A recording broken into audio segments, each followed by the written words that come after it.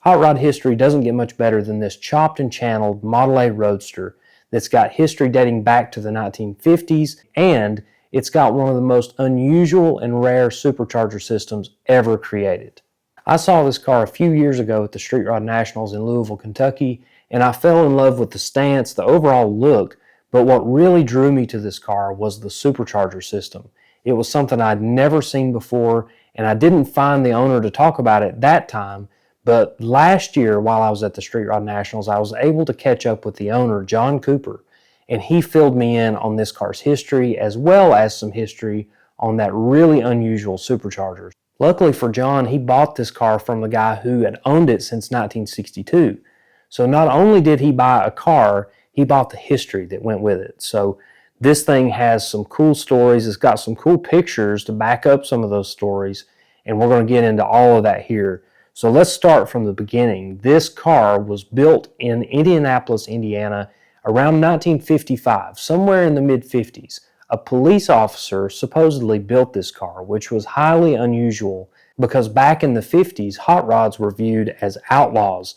They were street racers. These guys were breaking the law. They were modifying cars. So a police officer building a hot rod, that's definitely an unusual combination. But that's the story that comes with this car. And we don't know that guy's name. We don't have any pictures of the car. But what we do know is that he had put a Flathead V8 in it, a 39 Ford transmission, and a 39 Ford rear end. Very popular combination to build an early hot rod. So the police officer that built this car sold it to a guy named Herb Losche. Now Herb ended up doing some stuff to it and then sold the car to a guy named Mort Schrougham. So by 1962, Mort buys this car and starts making his own changes to it. So the car already had some serious modifications done to it, and Mort just took that another step further. So by 1962, the Ford Flathead had gone away, and in its place was a Ford Y-block. So this was your typical 1950s Ford V8. So Mort raced this car at Muncie Dragway with this Y-block combination, and I don't know the times or the speeds that he ran, but you can see he's got a few trophies here to show for his hard work. And then the typical hot rod thing happened, and he pulled the Y-block out and replaced it with a Ford 406. So this was the next step in Ford's big motors. These FE-based motors were really hot, and at this point he got rid of the 39 Ford equipment and put in a 4-speed and a 9-inch rear end. During the engine and driveline swap, Mort also painted the car. So he got rid of the wild and crazy flames and lettering, and he painted it in 1964 Ford Burgundy. So this thing had a nice clean look to it here. You can see in these pictures that it's got some white wall tires on it. You can see that this car is transforming from a wild and crazy drag car to a little bit more of a tame combination you can see here. So fast forward a few more years and Mort completely redoes this car again. This time going even more towards the street rod side of things because by this point street rods were huge. So during this transformation he repainted the car Hugger orange, and that's still the paint that you see on this car in the modern video clips of it. And he painted the car in 1973, so that's over 50 years that orange paint's been on there. And he also did the pinstriping. So you can see around the taillights and in different areas there's little pinstripe details on this car, and Mort did every piece of it. His wife Jean did the interior in this thing. And it looks like it's stitched in that rolled and pleated design, but that's actually press molded material that you could get back in the day. But it still presents well. It looks great. It's held up extremely well more than 50 years later. The engine combination in the street rod setup is pretty mild. It was a 400 cubic inch small block Chevy, and he converted this thing from a 4-speed to an automatic. So he put a 350 turbo in there. He was making this thing to drive out on the road. So he made some changes to suit that better. And you can see he changed the wheels and tires on it, and he just made this thing into more of a street rod and less of a race car. He and Jean drove the car thousands of miles. They went to rod runs all over the USA, and eventually ended up parking this car in 1982. This car went into dry storage, and thankfully it was preserved very well through the years. Many years passed, and Mort got the wild idea to drag this car out of storage in June of 2000. He wanted to get the thing ready to take to the Street Rod Nationals that year. So he got it ready and put it back on the road and took it to the Street Rod Nationals, and actually took it a few more times after that. And ultimately he ended up selling this car to John Cooper in November of 2013. And John had been trying to buy the car since the 90s while it was in storage.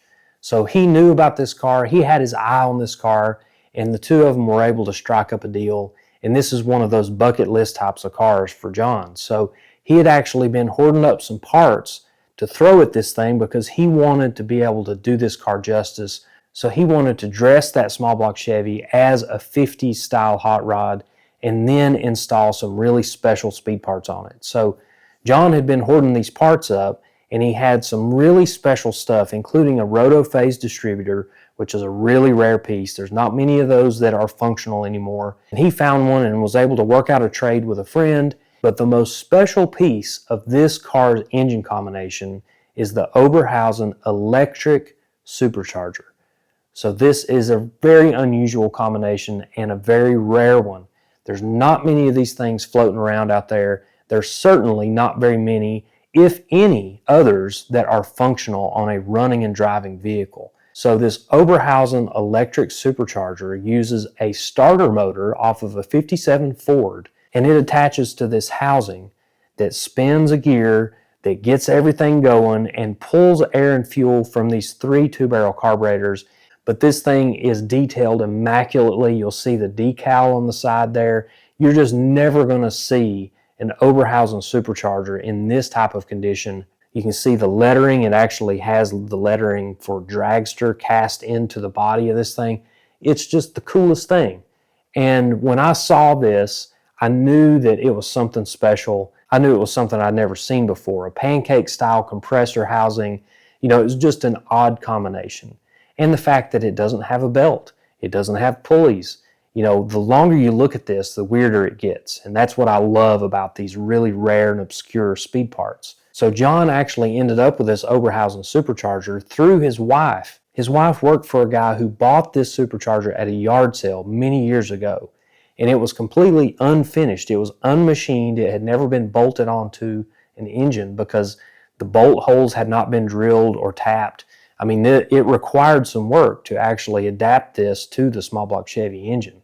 So he had to make an adapter plate for a 4-barrel intake manifold, had to drill and tap a bunch of holes and make all of this work.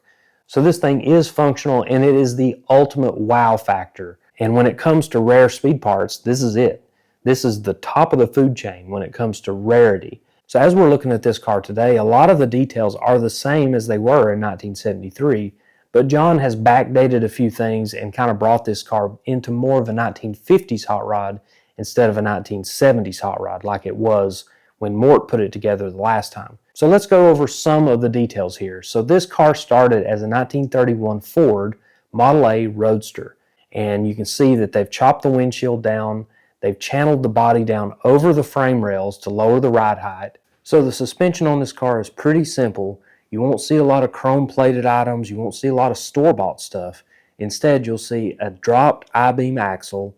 You'll see some custom radius rods. These are not store-bought pieces, and you can see these radius rods in all the old pictures too. These rods have lasted during this car's entire existence as a hot rod, so really neat that those things held on. You can see the little brackets that hold those to the frame. And then for the rear suspension, it's just got a pair of coil springs. I'm not sure what they're out of, but they're sitting on top of that rear end housing, and then underneath the rear end housing is some split wishbones that have been adapted to the frame. So just a really simple combination. It's still got that 9-inch Ford rear end that Mort put under there so many years ago, and this combination just works. It's not exotic. It's not filled with chrome and show car stuff.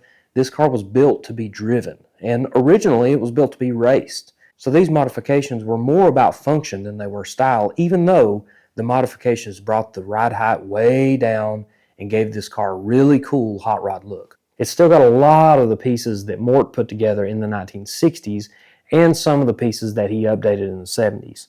So other things we see here, we've got Pontiac taillights, a very common, just a simple round taillight in the rear panel. And then on the inside, it's got some pretty special pieces in here. So the dash in this car is a 1950 Ford dash that's been cut down. You can see it's got some aftermarket gauges here. These are vintage Stewart Warner gauges. It's got an AC tack. And then on the left side is a Sun driving gauge.